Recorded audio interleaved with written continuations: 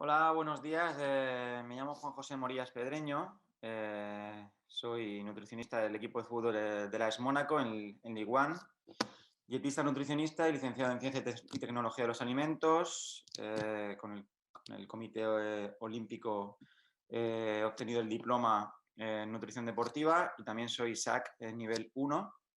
El propósito de esta charla, bueno, primero decir que soy murciano, vivo en Niza y se pusieron en contacto conmigo desde la federación para exponer un poquito mi trabajo nutricional, siempre desde una perspectiva en la que entrenadores, nutricionistas, preparadores físicos puedan aprovecharse y también utilizarlo, por ejemplo, en sus equipos, en todas las categorías. Entonces, bueno, yo he elaborado una presentación, una pequeña presentación de 5 o 6 diapositivas, donde voy a explicar un poquito diferentes temas nutricionales que yo suelo llevar a cabo y que a lo mejor os pueden servir a vosotros para vuestros equipos, tanto a nivel de bases como también a nivel de categorías más superiores. Entonces, bueno, voy a empezar sobre todo eh, exponiendo para mí un punto muy importante, que es si yo, por ejemplo, tengo a cargo mío un equipo, si yo soy nutricionista o entrenador o preparador físico, la composición corporal de mis jugadores. Es importante empezar conociendo la composición corporal del jugador porque esto me va a poder orientar pues, a cambiar ciertos hábitos de los deportistas, de mis futbolistas, para que mejoren su composición corporal y puedan mejorar en el campo de fútbol. Tanto a nivel profesional como si son pequeñitos, pues controlar un poco la alimentación siempre nos va a ayudar. Entonces, en este sentido, si os dais cuenta aquí, he puesto 3 tipos de estudios. eh, de los 3 estudios para evaluar la composición corporal son los más utilizados. Estos 3 son los más utilizados. Hay otros, pero no los he comentado porque prácticamente no se utilizan muy poco. Y aquí tenéis el de la izquierda, es la DEXA, la famosa DEXA, donde te hace un estudio de la composición corporal muy completa, como ahora explicaré. Luego está la antropometría, donde se toman pliegues cutáneos, diámetros, perímetros, y luego está la bioimpedancia eléctrica. Aquí he cogido un rapport, una foto de internet, pero de estos 3 métodos, que seguro que habéis oído hablar o lo conocéis, pues hay que saber cuál es el que más nos puede servir o el más fácil a utilizar. Bajo mi punto de vista, eh, el tercero de esta categoría, que quizás menos se podría utilizar porque a lo mejor es menos fiable, sería la bioimpedancia eléctrica, que está aquí a la izquierda. En todas las clínicas pues hay, por ejemplo, un peso donde con la conductividad eléctrica del agua pues te mide ciertos valores como son la masa grasa, la hidratación, etc. Este test está bien porque se puede hacer rápidamente y te da valores muy rápidos, pero sí que es cierto que tienes que estar siempre en las mismas condiciones y valores como, por ejemplo, la masa muscular no la va a medir muy bien. Por lo tanto, sería una medición que podemos utilizar para más pequeñitos o para las bases cuando empiezan para empezar. Luego tenemos el estudio antropométrico, que es el del centro, con el que se utiliza un calibrador de pliegues cutáneos, que está aquí en el centro. Este se llama Harpender, pero hay otras marcas, que quizás esta es la más fiable. Y la base de este estudio es tomar pliegues de determinados puntos anatómicos del cuerpo y en base a eso obtener, por ejemplo, un sumatorio de pliegues o el porcentaje graso mediante una fórmula. Luego también podemos, mediante perímetros y diámetros, pues obtener la masa muscular o la masa ósea. Es interesante porque es rápido de hacer, te ayuda, por ejemplo, a mantener una relación, a veces digo palabras en francés, que estoy un poco afrancesado, con el jugador, porque puedes estar hablando con él y tener un feedback con el jugador, y es un método que al jugador le gusta porque le das un valor muy claro de cómo está y cómo debería de estar. Y por último tenemos la DEXA, que es aquí, lo podríamos llamar el Gold Standard, que es el método más fiable, porque la precisión es muy alta y porque tenemos valores, por ejemplo, como la masa muscular, pero sin contar hueso ni grasa, la masa grasa de todo el cuerpo y de todos los órganos. Tenemos también valores de densidad ósea. Entonces es importante también pues, para ver si hay algún tipo de problema a nivel óseo o, por ejemplo, pues, si el jugador está creciendo correctamente. es muy, muy, muy interesante, pero sí que es cierto que es más costosa, hay que desplazarse y en muchos equipos no disponemos de estos medios. Entonces, para mí, generalizando, el método quizás más fiable o que reuniese todas las características como rapidez, fiabilidad y facilidad sería la antropometría, está claro. Hay ciertos niveles de antropometría, niveles no, por ejemplo, me refiero a escalas, si, por ejemplo solamente quieres coger pliegues y perímetros, hay un nivel que se llama ISAC 1, luego el ISAC 2, el ISAC 3 y el ISAC 4. Entonces, con el 1 sería más que suficiente, como nutricionistas o preparadores físicos, pues poder realizar este tipo de estudios antropométricos. Yo lo que hago es coger pliegues, 8 en concreto, hacer un sumatorio y dar un valor referencia a los jugadores. Y esto les sirve a ellos para también motivarse e intentar llegar a valores lo más deportivamente saludables, por así decirlo. Concluyendo, bioimpedancia para los peques o cuando estamos empezando para ver valores de hidratación, pero no es muy fiable. Antropometría, muy fiable, rápido de hacer, podemos hacernos con el material y simplemente hay que estar acreditado. Y la DEXA, lo mejor, lo más de lo más, pero más difícil de hacer porque hay que disponer de los medios. Bueno, esto es para empezar, he empezado así porque es lo primero que suelo hacer yo con los jugadores, conocer la composición corporal. Pasamos a la siguiente diapo, que es, voy a mostrar dos estrategias previas a un partido que creo que son más que interesantes para llegar al partido lo más cargado posible de carbohidrato o para llevar a cabo el partido de la mejor manera.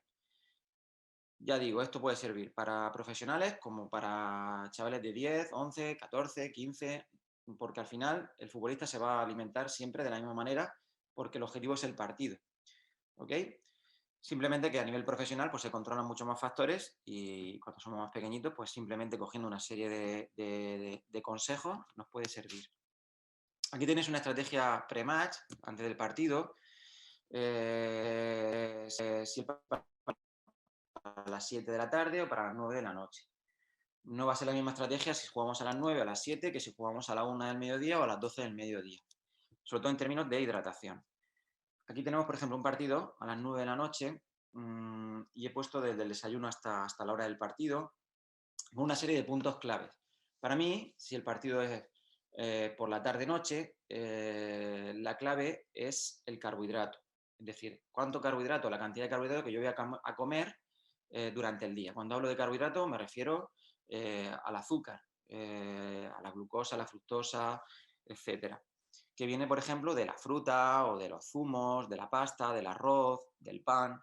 Entonces, simplemente hay que encontrar la alimentación perfecta para mí o individualmente para el día del partido. No a todos nos sienta bien, por ejemplo, un determinado pescado con un arroz o una pasta con un pollo. Es decir, hay que intentar buscar la alimentación perfecta para el partido e intentar no variarla. Es decir, acostumbrarnos. Como digo, el objetivo, una dieta alta en carbohidrato, incrementar alimentos, por ejemplo, como la pasta, el arroz, los cereales, el zumo. Y la cantidad es importante. La cantidad la podemos medir, por ejemplo, con tu peso. Si somos pequeñitos tampoco nos vamos a meter ahí, pero si somos más profesionales, si por ejemplo quiero comer 8 gramos por kilogramo de peso, pues si somos profesionales, pues haced vuestros cálculos, que es muy fácil de hacer. Luego, el desayuno. Hay muchos estudios que muestran que el desayuno el día del partido, si el partido es por la tarde o por la noche, va a tener luego un impacto en mi rendimiento o en el performance que decimos al final del partido, de un 5 a un 10%. Es decir, que si yo no desayuno por la mañana, en la segunda parte del partido al final puedo notarlo con una bajada un poco física. Entonces, bueno, yo siempre aconsejo desayunar el día del partido. Hay gente, no, yo prefiero dormir, ok, pero coge un hábito de levantarte, comer, porque el día del partido hay que estar activo, no hay que estar, sí, descansado, pero descansa por la noche, porque durante el día hay que estar activo, porque si no llegamos al partido como aplomados. Y si hay que pegar una siesta, sería después de la comida, una pequeñita siesta. No es necesaria la proteína en la comida previa al partido. Mucha gente me pregunta, ¿por qué? Yo creo que sí, tal. Ok, yo lo digo por el tema de digestión. La última comida antes del partido, que es aquí sería el brunch que es la merienda, por así decirlo, tendríamos que priorizar sobre todo el carbohidrato, es decir, fruta, el pan, el zumo, la pasta, un arroz con leche o un postre dulce, algo de este tipo que no lleve proteína para que la digestión sea rápida, la digestión y tengamos energía suficiente, stock para el partido. Esa sería la clave, la última comida antes del partido. Sí que es cierto que hay que evitar ciertos alimentos como la manzana o, por ejemplo, la miel o el sirope, el mango. ¿Por qué? Porque son ricos en unos determinados tipos de azúcares que nos pueden hacer crear una serie de estrés intestinal y, por ejemplo, la típica sensación de ir al baño, encima con el estrés del partido o los nervios, pueden ser una mala combinación. Carne roja, porque a lo mejor la última comida antes del partido es difícil de digerir, y verduras que también van a ser difíciles de digerir. Las verduras dejamos para el día anterior o para la cena del día anterior. Y la estrategia de hidratación, sobre todo, tenemos mucho tiempo para hidratarnos durante el día, hasta las 9, pero es importante y no debemos de olvidarnos, sobre todo en determinados momentos del día, por ejemplo, entre el desayuno y la comida o entre la merienda y la cena, pues beber agua. Y a veces, si los climas son si muy calurosos, el tiempo, por ejemplo, en Murcia, sí que es interesante a lo mejor el día del partido dar una bebida o una tableta de sodio, potasio, magnesio, de minerales para asegurarnos que la hidratación va a estar cubierta.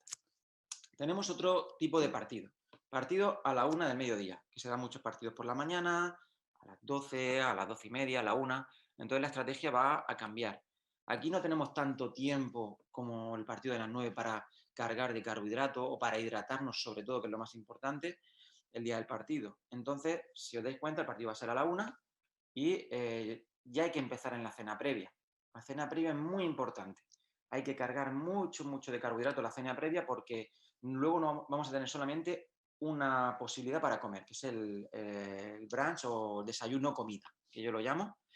Entonces, la cena previa tiene que estar muy cargada de carbohidrato, una buena cantidad de pasta, de arroz o de fruta, zumo, pan, y ahí sí podemos meter proteína, porque vamos a pasar toda la noche sin comer la proteína y eso no es interesante para el músculo. Una buena cena basada en carbohidratos, algo de proteína. Vamos a dormir y por la mañana hay que levantarse temprano, ¿de acuerdo? Porque si vamos a apurar un poco, que así puedo descansar más, el partido es a la 1, me levanto a las 10:30, 11, no. No, porque hay que respetar unos ritmos del cuerpo y si nos podemos levantar temprano, a las 8, 8:30, sería lo ideal. Y ahí es muy importante la hidratación. Ahí sí que habría que meter, por ejemplo, sales como magnesio, sodio y potasio, como he dicho antes, para hidratarnos y llegar al partido en buenas condiciones. Si no, sí que es cierto que ahí podemos ver una falta de hidratación durante el partido, porque aparte nosotros solemos beber cuando tenemos sed y eso es un error. Hay que beber aunque no tengamos sed. Dieta baja en FODMAP, aquí en los puntos claves, me refería a lo de antes, a evitar ciertos alimentos que nos pueden acarrear problemas intestinales o digestivos. Aquí tenéis algunos ejemplos, como el mango, o, todo tipo de miel, sirope o la mantequilla que es muy grasa, pues antes del partido evitarlo. Necesaria proteína antes del partido, pero la noche previa, y en el desayuno también podemos meter algo, por ejemplo, una tortilla.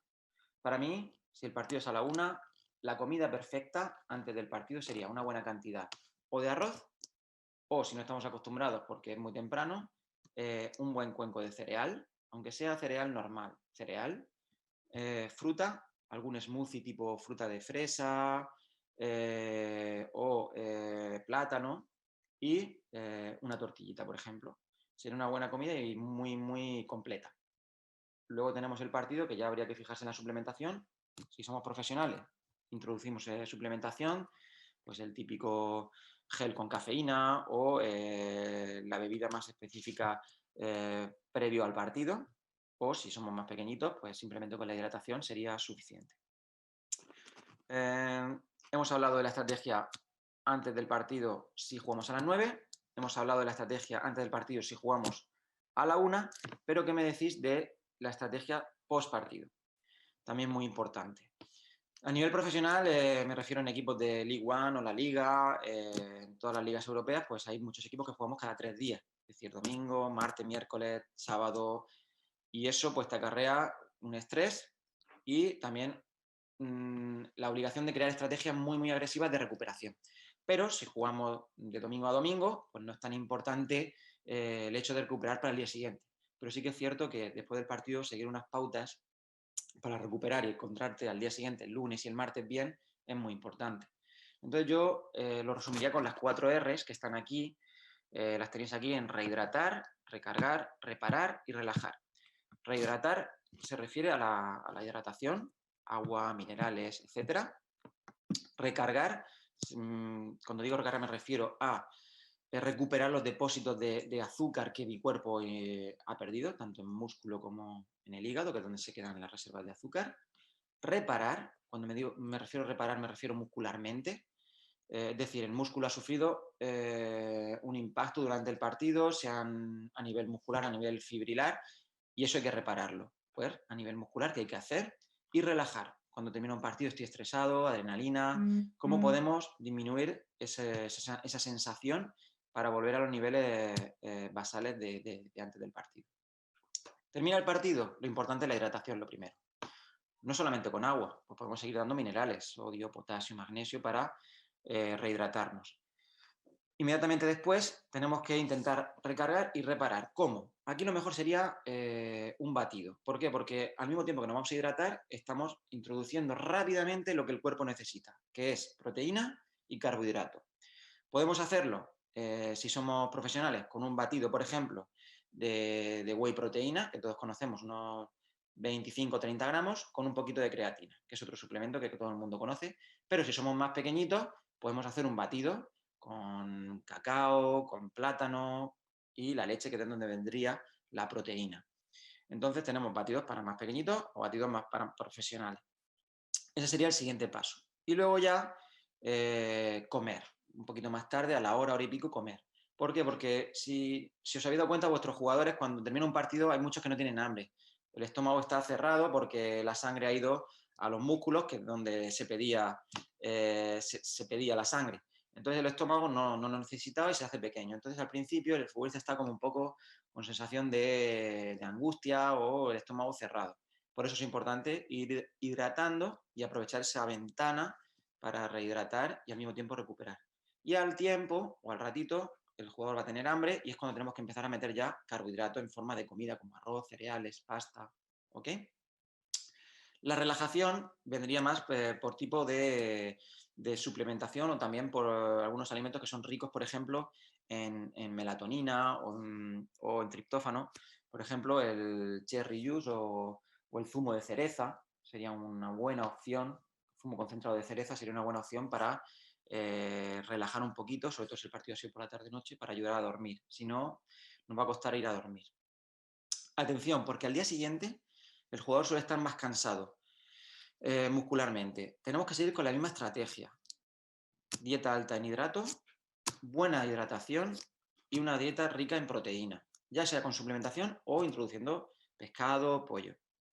Un suplemento o un alimento importante el día después del partido sería el omega 3, que puede venir con suplementación, como he dicho, o también con introduciendo pescado azul, por ejemplo el salmón. El salmón es un pescado muy rico en omega 3, es antiinflamatorio y nos puede ayudar a recuperar. O la cúrcuma, también en suplementación o introduciendo, por ejemplo, un batito y poniendo un poco de cúrcuma. Entonces, para resumir, las 4 R después de un partido son rehidratar, recargar depósitos de carbohidratos o de azúcar, reparar muscularmente y relajar. Seguimos.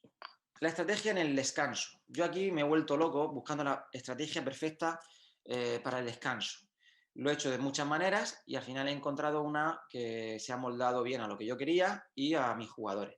Si os dais cuenta, siempre aquí abajo hay una referencia a algún estudio científico. Me gusta, pues todas las estrategias que pongo en práctica, pues intentar referenciarlas con algún estudio científico y no inventármelas. Sí que es cierto que luego hay momentos en los que tú puedes poner al servicio tu experiencia o lo que el jugador también te va pidiendo, pero siempre con un poco de base científica. Eso es muy importante. Lo digo porque el tema del descanso es muy importante, porque en el momento en el que damos el carbohidrato o no, por ejemplo, los azúcares en el descanso, va a ser importante para luego en el segundo tiempo, para no tener, por ejemplo, un bajón de azúcar, como se llama. Para mí lo más importante cuando el jugador entra es la hidratación. El jugador entra, entonces puede ser que vayamos perdiendo, ganando, empates, hay muchas emociones y al jugador lo mejor es darle una botellita con agua y si hace mucho calor, con sal mineral, es decir, con los minerales que hemos estado comentando antes. Se le da una botellita, el jugador se sienta y se le deja tranquilo, que vaya hidratándose poco a poco. Ahí dejamos al jugador tranquilo porque el entrenador va a entrar y va a empezar a comentar o a dar una charla táctica y cuando termina esa charla táctica normalmente quedarán 4 o 5 minutos para salir al campo. Ahí es cuando aprovechamos pues, para dar el carbohidrato o, por ejemplo, la típica barrita de energética o el gel energético. Cuando somos profesionales podemos introducir cafeína y cuando somos más pequeñitos no hace falta. ¿Okay? Más profesionales, la diferencia estaría en la cafeína. Y es muy importante respetar los tiempos del jugador en un descanso. ¿Okay? No podemos intentar agobiarlo dándole cosas. El jugador necesita su espacio. En esta estrategia yo he puesto que son 5, 10, 15. A lo mejor son 4, 3, 7, da igual. Pero siempre respetando este esquema general. Para mí sería la clave. Última diapositiva. Perdóname si voy rápido, pero intento dar una información clara y muy precisa, sin irme por los cerros de Úbeda, porque tampoco quiero que esto sea una clase de teoría, sino quiero realmente cuál es la práctica que podemos llevar a cabo con nuestros equipos. La hidratación, como hemos dicho, es una parte súper importante en el fútbol. Y muchas veces os preguntaréis, ¿cómo puedo yo medir la hidratación de mis jugadores? ¿Qué puedo hacer yo para saber si mis jugadores están bien hidratados o llegan al partido bien hidratados? Muy fácil. Tenemos medidas, por ejemplo, para conocer el estado de hidratación, que es conocer la gravedad específica de la orina, la molaridad o simplemente con el color. Hay unos aparatos como el que tenéis aquí arriba, que se llama refractómetro, que introduciendo una gota de orina arriba, podemos tener un valor que nos va a decir el estado de hidratación de nuestro jugador. Y eso, unido al color de la orina del jugador, podemos tener una idea de cómo llega nuestro jugador al partido. Entonces aquí tenéis un ejemplo de 3 botecitos de orina. El de la izquierda denota una deshidratación clara. ¿Por qué? Porque no está nada diluida la orina. La de en medio no estaría mal y la tercera estaría demasiado clara para mí. Es decir, está bien llegar muy bien hidratado, pero no sobrehidratado. Entonces un color amarillito claro sería lo ideal. Esto es muy fácil de medir. Pues podéis decirle a vuestro jugador el día del partido, mide el color de la orina y ya está. El siguiente paso podríamos medir la gravedad específica de la orina, que sería con el aparato el refractómetro, que nos da valores que pueden ir de 1.00 a 1.030, por ejemplo. 1.030 indicaría deshidratación, es decir, mucha concentración, y 1.0 tampoco es interesante. A lo mejor 1.010, 1.015 estaría bien para considerar que nuestro jugador está bien hidratado. Es importante porque empezar un partido deshidratado, luego no hay vuelta atrás. En la segunda parte, nuestro jugador va a estar deshidratado y eso nos va a llevar a cansancio. No quiere decir que nuestro jugador vaya a tener calambres, no quiere decir eso, pero sí que es cierto que la deshidratación va a afectar a nuestro rendimiento, a nuestra prestación en el partido. Aquí tenéis una infografía a la izquierda. Este chico que hace las infografías se llama Jan Lemer, trabaja conmigo, tengo la suerte de tenerlo aquí en mi equipo y nos da información muy válida pues, para llevar a cabo luego en entrenamientos y en partidos. Y está en inglés, pero es muy fácil de entender, simplemente nos dice que tenemos que entender sobre todo las condiciones climáticas que van a llevar, que se van a dar en ese partido, controlar, por ejemplo, el peso de nuestros jugadores. No es interesante si vemos que nuestro jugador antes de un partido pesa 70 kilos y después del partido pesa 67 o ha perdido 3 kilos. Eso es porque algo hemos hecho mal. Luego, tenemos, por ejemplo, la sensación de sed. Cuando tengo la sensación de sed, ¿bebo o no bebo? Cuando tengo la sensación de sed, ya es tarde para beber. Es decir, hay que crear una estrategia de hidratación en la que bebamos sin tener la sensación de beber. Puntos de hidratación, momentos de hidratación y bebida específica si hace mucho calor con las bebidas más específicas de sales minerales. Cuando somos pequeños, Educar a los jugadores mediante pequeñas charlas es muy importante. Conocer las condiciones climáticas del día del partido, sobre todo. Intentar inducir al jugador a beber por lo menos medio litro de agua con sales minerales el día del partido durante toda la mañana o toda la tarde hasta la llegada del partido. Comenzar, por ejemplo, la jornada o por la mañana con 2 vasos de agua para estar ya hidratados.